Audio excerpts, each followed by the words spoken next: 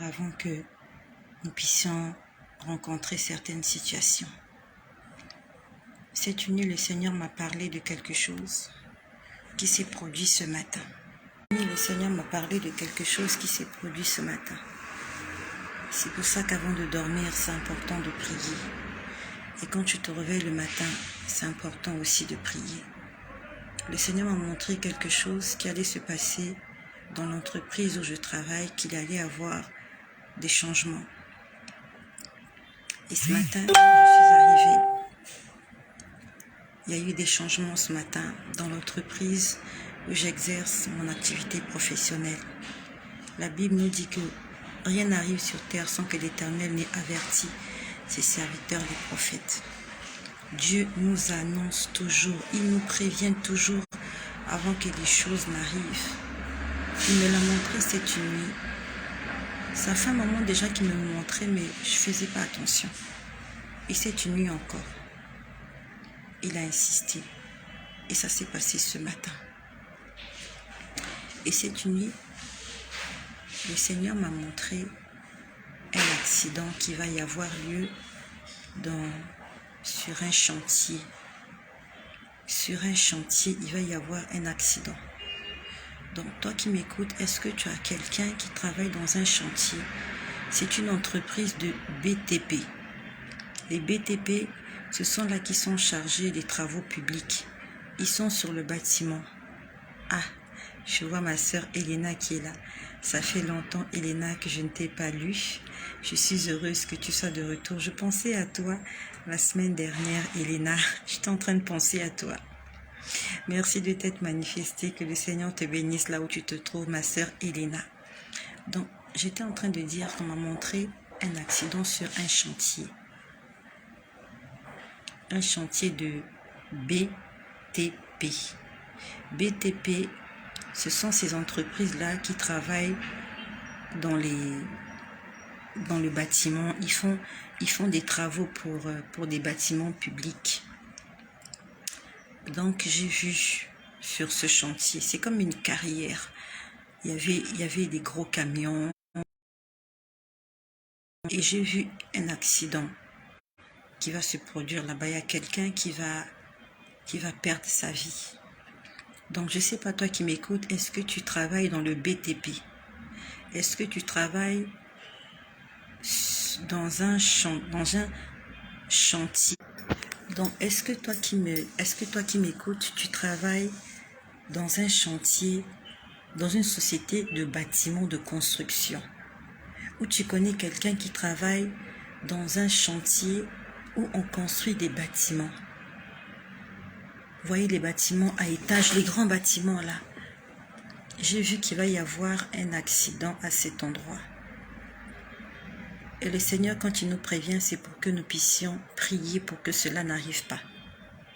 Même si tu ne connais personne qui travaille dans un chantier de bâtiment, je prie que tu te joignes à moi dans un commun accord, que nous puissions détruire toutes les œuvres des ténèbres sur les chantiers des constructions. Qu'il n'y ait pas d'accident, qu'il n'y ait pas de perte de vies humaines. Parce que j'ai vu quelqu'un qui va mourir sur un chantier. Je prie que l'Éternel Dieu puisse écarter ce danger-là. On l'a mis dans un camion derrière et je voyais une foule courir derrière ce camion. Une foule en train de courir derrière un cadavre. Je ne sais pas qu'est-ce que cette personne-là a contre les gens, mais c'est un coup qui va monter. Dieu ne veut pas que les gens puissent mourir comme ça. Ce n'est pas Dieu qui décide que les gens puissent mourir. Ce sont nos ennemis. C'est le monde des ténèbres. C'est tout ce qu'il y a de méchant qui ne veut pas que tu puisses vivre longtemps et paisiblement. Que le Seigneur empêche cet accident. Que cette personne-là ne puisse pas mourir. Et que tous ces détracteurs, que tous tes ennemis soient dans la confusion au nom de Jésus. Ça, c'est ce que j'ai vu cette nuit. Alors, je vous dis quelque chose que j'ai vu la semaine dernière. La semaine dernière, c'était dans la nuit. J'ai entendu, on a dit Jérusalem 2 fois. on a dit Jérusalem, Jérusalem. Et quand j'ai entendu Jérusalem, j'ai dit Seigneur, qu'est-ce qu'il y a avec Jérusalem? J'ai entendu, faites attention à votre bouche. On m'a dit exactement, sois bien avec ta bouche. Voilà, c'est ce qu'on m'a dit. On a dit Jérusalem, Jérusalem. Sois bien avec ta bouche. Quand on entend, ça ne signifie vraiment rien. Mais nous allons essayer de prendre ce qui nous intéresse. Jérusalem. Jérusalem, c'est la capitale d'Israël. Prions pour ce pays. Et on a dit, sois bien avec ta bouche. Donc, le Seigneur est en train de nous interpeller sur notre bouche. La bouche qui pêche, c'est celle qui va mourir. La Bible nous dit que la bouche qui parle trop ne manque pas de péché. La Bible nous dit que la bouche qui parle trop, la bouche qui parle beaucoup ne manque pas de péché. Faisons attention à notre bouche. Ne laissons pas notre bouche nous faire pécher. Attention à la bouche. La Bible nous parle de l'histoire de Néhémie. Néhémie est reparti en Israël pour reconstruire la muraille de Jérusalem. Et on nous dit qu'il avait des ennemis. Des gens qui ne voulaient pas qu'il puisse reconstruire la muraille de Jérusalem. Et ces gens-là, on peut citer ces noms. Il y avait Tombala, il y avait, je sais pas, Tobija et Sambala. Voilà, si je me rappelle bien.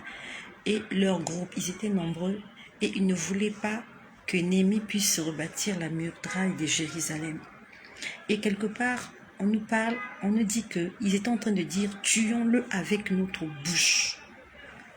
Les ennemis de Néhémie voulaient le tuer avec leur bouche. Donc ça veut dire que la bouche peut tuer. La bouche tue. Le fait que tu parles mal de quelqu'un, tu insultes quelqu'un, tu profères des paroles de malédiction, tu es en train de tuer la personne. Et si tu tues la personne, que ce soit avec tes mains, ou avec tes pensées, ou avec ta bouche, ça s'appelle un meurtre. Un meurtre. Et la Bible nous dit, aucun meurtrier n'héritera le royaume des cieux.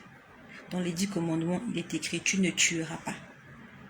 Et si avec ta bouche, tu commets des meurtres, tu profères des paroles de malédiction, des paroles mensongères, des choses que le Saint-Esprit n'agrée pas avec ta bouche, tu es en train de pécher, tu es en train de tuer l'autre.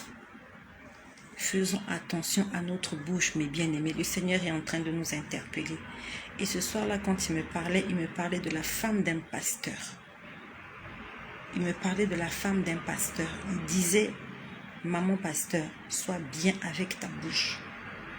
Il ne s'agit pas que de la femme de ce pasteur-là. Il ne s'agit pas que de maman pasteur. Il s'agit de tous les enfants de Dieu nés de nouveau. Le Seigneur est en train de nous interpeller sur notre bouche. Apprenons à garder le silence. La Bible dit que la bouche qui parle beaucoup pêche trop. Évitons de trop parler. Si tu es quelque part, tu entends le sujet de la causerie et tu trouves que ta place n'est pas là, ne dis rien. La Bible nous dit, faites tout comme pour le Seigneur. Quand nous parlons pour le Seigneur. Quand nous ouvrons la bouche pour rendre gloire à Jésus-Christ. Mes sœurs, attention, surtout mes sœurs, nous aimons parler. Les femmes aiment parler sur tout et sur n'importe quoi. Même si tu as été présente lors d'une délivrance de quelqu'un. On était en train de délivrer la personne. Toi, ma sœur, tu prends cette histoire-là. Tu vas raconter partout que pendant la délivrance, il y a tel esprit qui a parlé. L'esprit là a fait ça. L'esprit là a dit ça. La sœur là a fait ça. Elle était possédée, elle a été délivrée. Et toi, aujourd'hui, tu prends les péchés de l'autre et tu commences à... Donc toi qui vas à l'église, toi maman pasteur, ton mari reçoit des cas dans son bureau. Il entend des confidences des gens. Il vient t'en parler à la maison. toi tu en fais ton sujet de bavardage et de critique. Tous nous avons des problèmes. C'est pas parce que ton mari vient te raconter les problèmes des sœurs de l'église que toi, tu crois que tu es sans faute.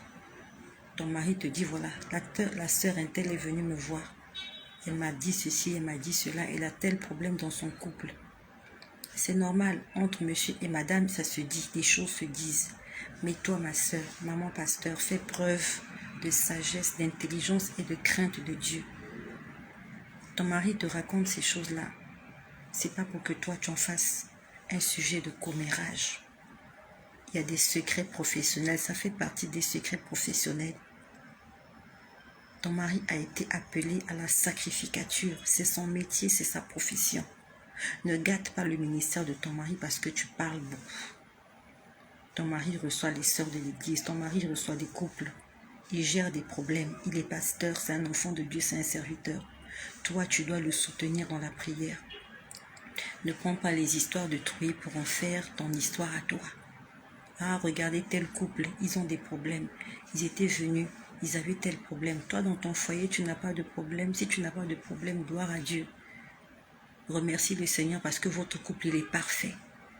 Vous ne vous engueulez pas, vous ne vous chamaillez pas, c'est parfait. Mais tout n'est pas parfait comme chez vous. Il y a des gens qui ont des problèmes. Tout le monde n'a pas eu la grâce d'épouser un homme de Dieu qui craint Dieu comme toi. Ton mari est pasteur, il craint Dieu, il est fidèle, il te respecte. Tous les hommes ne sont pas comme ton mari.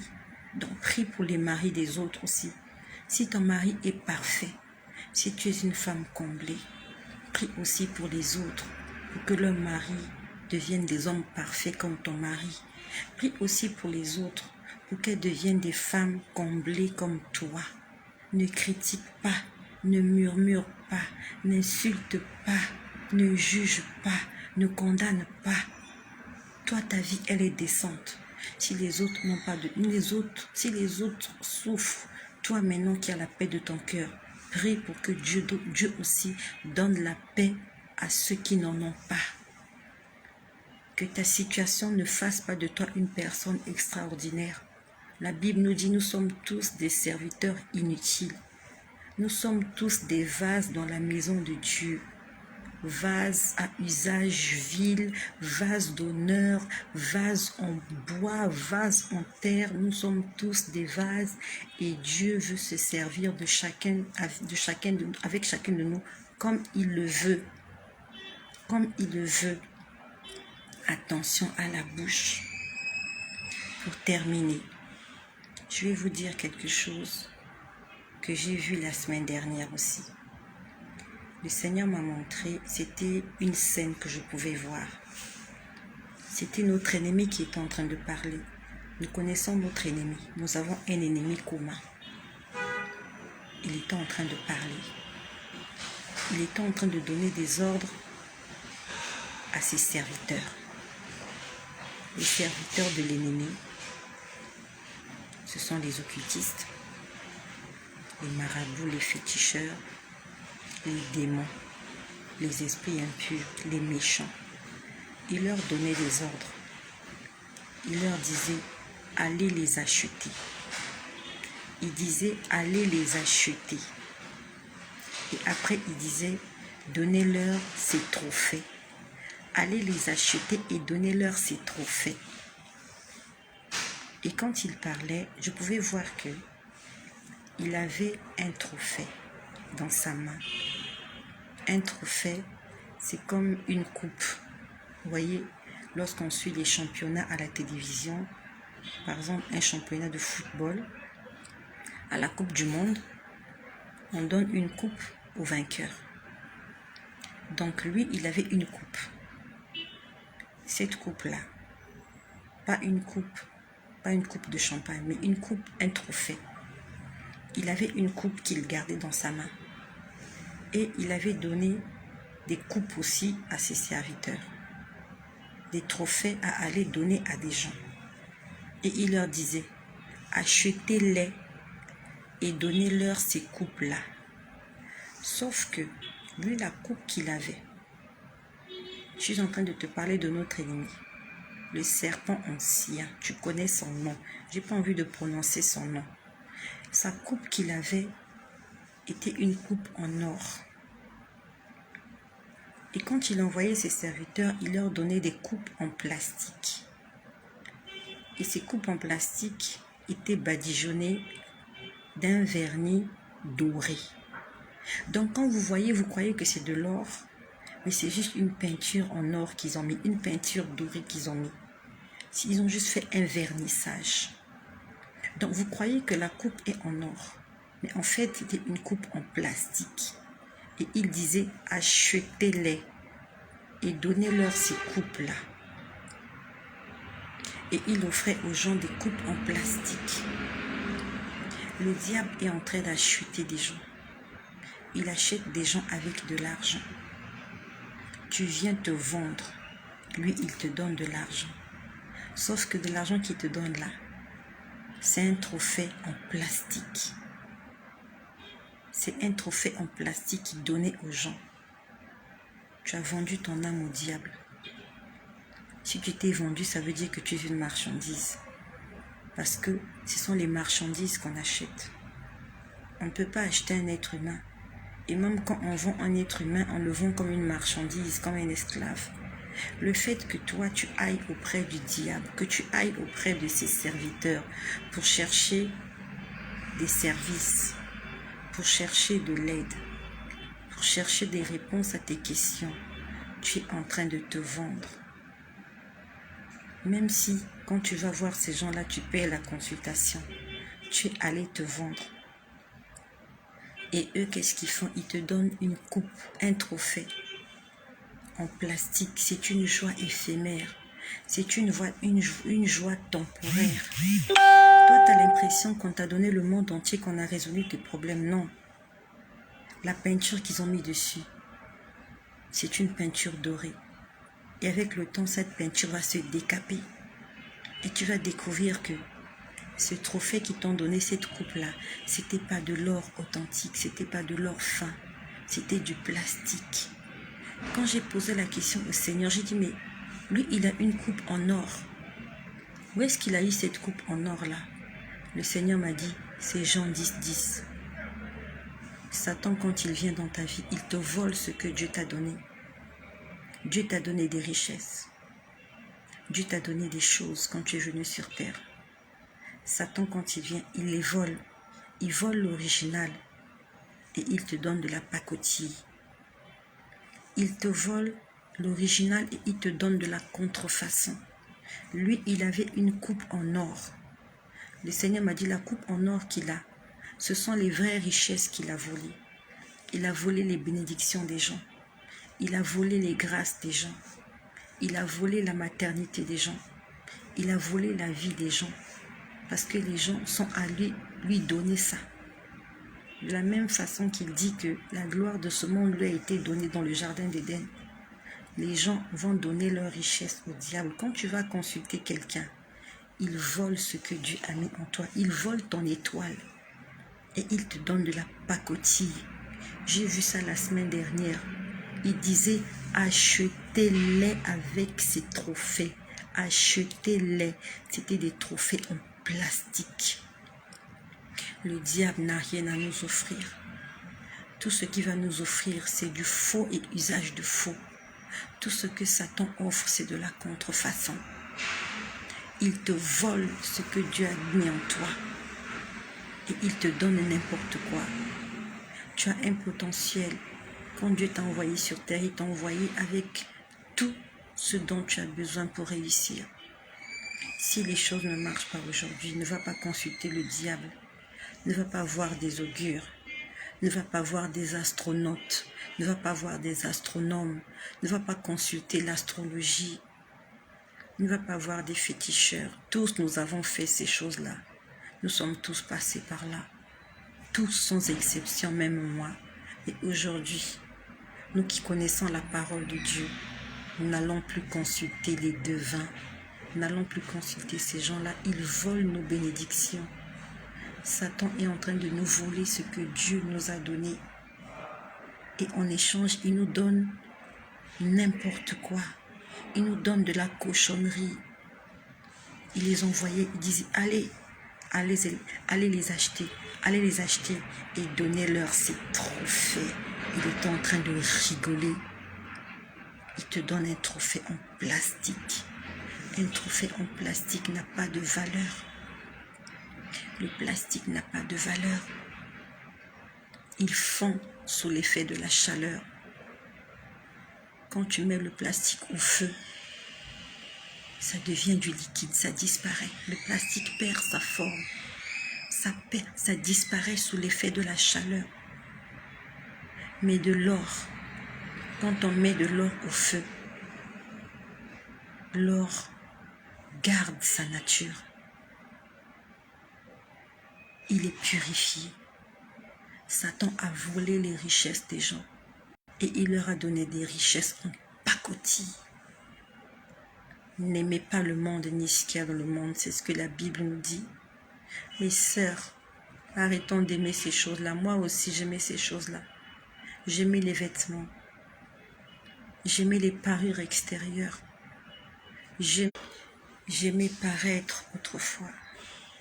Depuis qu'on m'a ouvert les yeux, toutes ces choses-là ne sont pas réelles. Ce n'est pas la vérité. J'ai 10 doigts et je peux te dire que sur mes 10 doigts, j'avais des bagues en or. J'avais des bagues en or sur mes 10 doigts. Aujourd'hui, toutes ces bagues-là, elles ont disparu. Elles ont disparu mystiquement. Une fois, je suis sortie un matin, j'avais la bague au doigt. Quand je suis rentrée l'après-midi à la maison, la bague avait disparu. Je n'ai plus jamais retrouvé cette bague-là. Ces choses-là sont maudites. Ces choses-là sont envoûtées. J'avais plus de 10 bagues en or. J'avais des bijoux en or.